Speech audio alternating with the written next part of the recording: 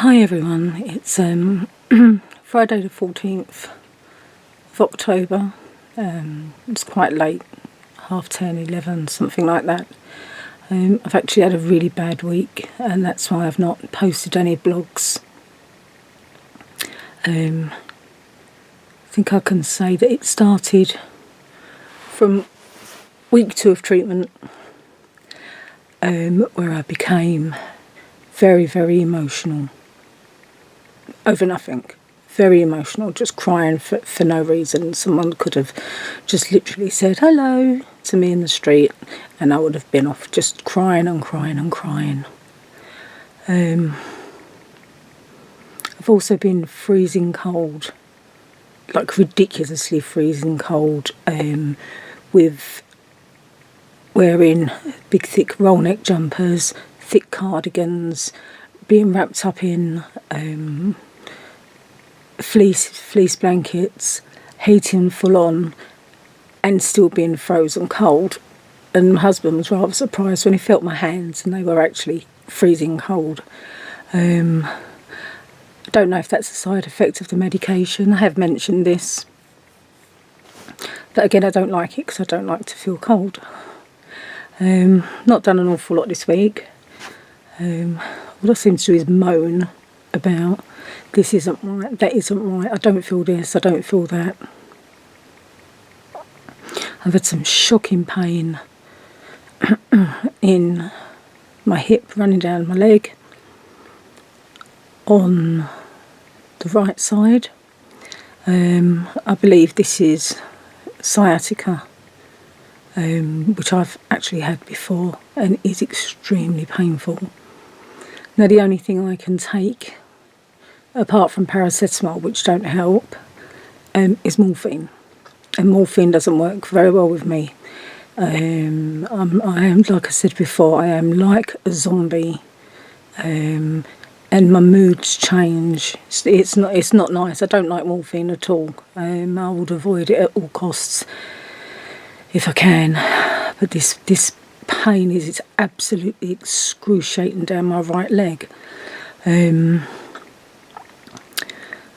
All I can say is it feels like my leg, from the knee down to the foot, feels so tight. It feels like in some way that it's ready to explode. And it's very numb. So my leg's very numb, foot's very numb, and I've got a painful tingling at the end of my toes. But then I'm diabetic, so again, that it could be down to that. Trying to think what else. Still this severe itching, driving me mad. And that in itself is horrible. Really, really, really, really horrible. I've got no nails, as you can see. I'm very naughty and bite them. But I think just as well, really, because I probably wouldn't have much skin left at the moment. Just trying to think what I've done this week.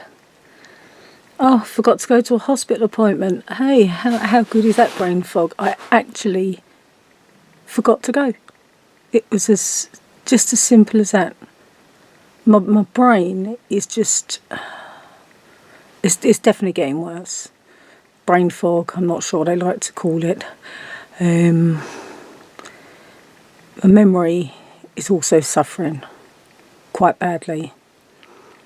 I'm sure that's an effect that will finally go once this virus has been beaten, and I have heard many people, I've read many sites where people have said the brain fog really has affected them something terrible. So I tried to do some Christmas shopping today. My granddaughter's hobbling around, holding on to the trolley. I think if the shop had had a wheelchair at that time, I think I would have possibly used it because it's that bad. So I just put loads and loads of things in the trolley, what I thought they'd like, and then just said to my husband, let's go and pay for it. And I sort of had to hobble in tears back to the car. So I'm getting a bit fed up with that, to be honest.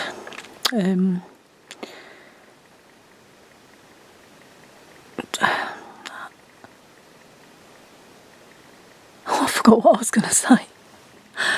Oh, my goodness. trying to think what else I've done. Oh, my appetite's definitely gone down. But the good news is I've actually gone down to a size 16 now. Size 16, which I can't remember the last time I was ever that small. And some people think, oh, 16's a big size. But trust me, for me, that was good. 2.5 years ago, I was a 26. So that is really good going for me. Yeah, I guess I'm losing weight because, you know, I don't have a very healthy appetite. I do make sure that I have cereal in the morning, and I do make sure that I have a certain amount of fruit. And dinner's hit and miss. I can push it around on my plate, eat a few mouthfuls, and probably that's about it. So I'm going home on Monday afternoon, back to Norfolk. I'm still in Essex at the moment. So I've got an interview with these lovely guys here on Monday morning. They're going to meet my daughter and her partner, even though she's very nervous, bless her. She's been a tower of strength to me. I mean, really a tower of strength. As has her partner Jo, and that's Natalie. Absolutely brilliant. And so is Lauren and her partner up in Norfolk, where they live. I guess it must be hard for them to watch and maybe see me suffering and probably not understanding what's causing it or how bad it is. I do try to hide it a lot. I really, really do, because I guess I wouldn't want to see someone suffer that I love. But sometimes it's hard. Sometimes it's really difficult. So like I say, back home Monday afternoon. Tuesday, I'll receive my second box of medication, which really has come round quite quickly because I've started week 3 today. So that has gone quite quick. And then Wednesday, I'm coming back to Essex because it's our granddaughter's birthday, which is going to be a very big 5, bless her heart. She's lovely, and yeah, we're coming special. You know, it's a special event. I need to be at all these events because at the end of the day,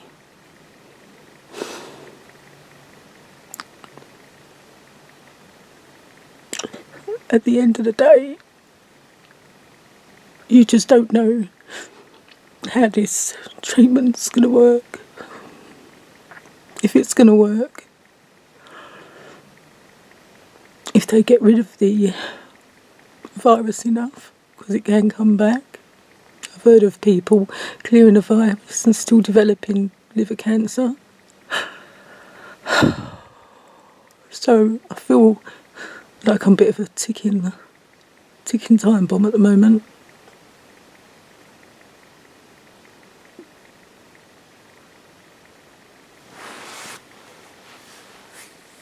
I'm sorry.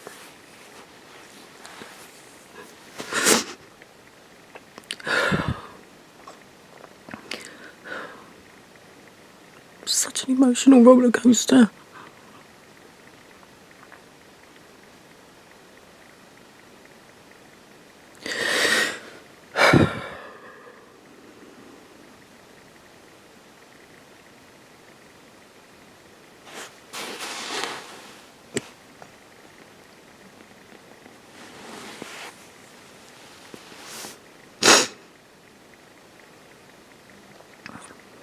And still there'll be no national inquiry.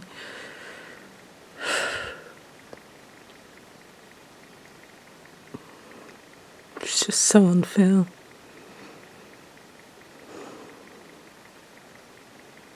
It's so unjust. Someone's had the right to play with my life.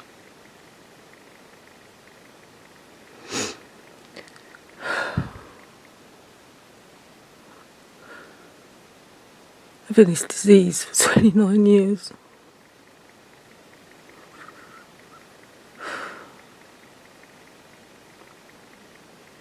I'm not the person I was.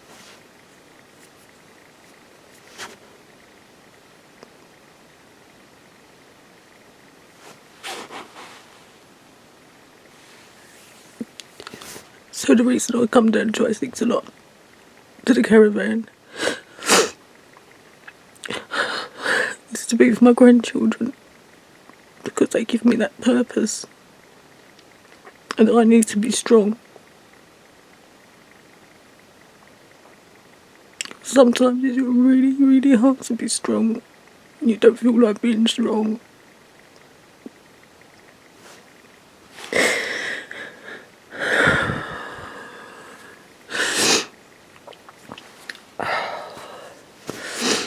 I had a pharmaceutical company ring me today to take part in a survey. The lady there was really nice. She took the batch numbers from two of the medications I'm on, because I talked about side effects, so that needs to be reported on anyway. And then obviously I'm at the hospital on Monday. Did I say I'm at the hospital on Monday? See?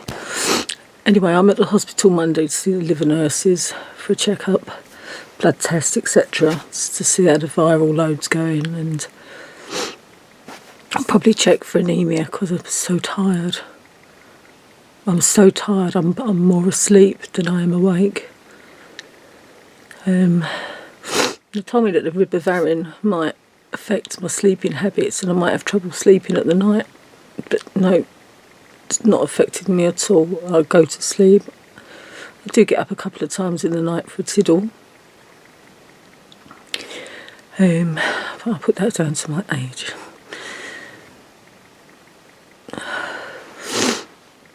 I always seem to be laying down actually when I do these interviews, but I didn't actually want to blog or record anything this week. I just didn't feel like I had the strength to sit talking into my emotions and how I was feeling. It's upset me enough again tonight. And then the daily things you read on, it's absolutely atrocious.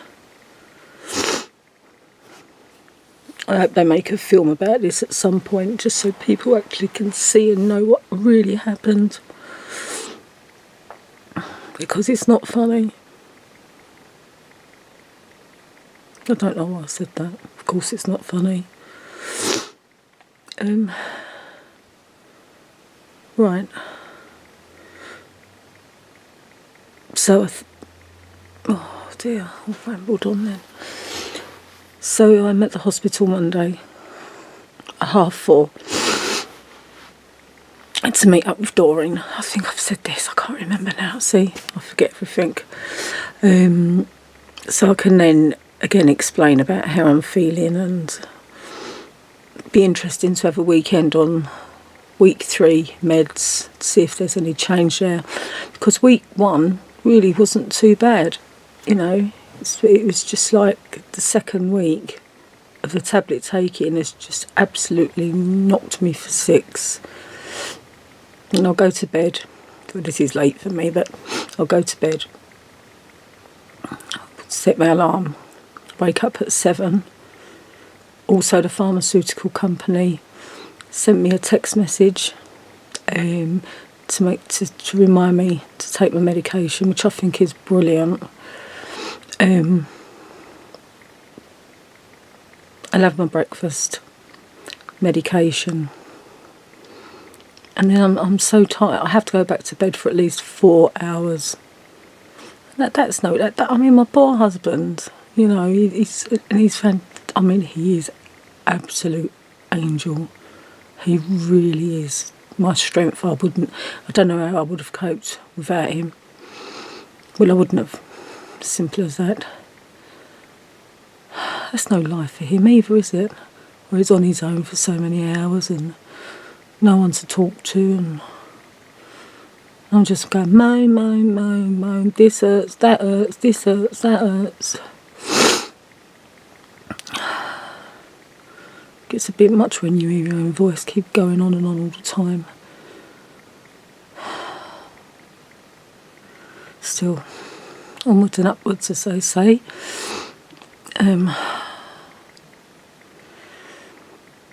Okay.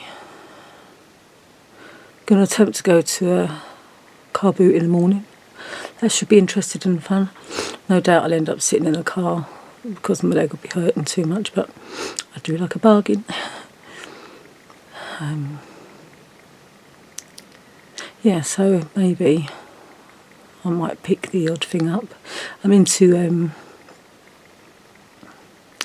collecting vinyl again now. It's on the up, so we've bought ourselves a small portable record player, basically, that works via Bluetooth, that can tune into a sound bar and gives you a certain amount of time. It charges up, basically, so you can. It's portable in that respect. So yeah, so I've gone down the route of buying some albums that I loved dearly, and sold when the children were born, when bits and pieces were needed, because we did have 4 all said and done. And yeah, it's my prized punk collection. So I'm trying to replenish. I've got some. Ones I dearly love, of course, are very expensive. But never mind. That's the fun of having a look through a pile of records stuck on the floor. You never know what you might find. So fingers crossed. I really need to go to sleep now because I'm really, really tired. So I might even take the camera with me tomorrow. I don't know how much charge I've got left on here. Oh, excuse me. Yes. Sorry. Oh, God. Right, okay, so like I say, I'm going to go to sleep. I can see a red dot on the camera and it looks like it's on my head, and I keep thinking I've got a big spot just there. No, sorry, it's moved, it's gone, it's not really there. Anyway, fine people. I'll get back to you tomorrow and let you know if, like I say, I probably won't be looking about, but hubby will certainly check to see if there's any tunes there to add to my 70s and 80s collection of retro decent music. Okay. Oh, I feel a bit better now for that cry. Sorry about that, and speak to you tomorrow. Bye-bye.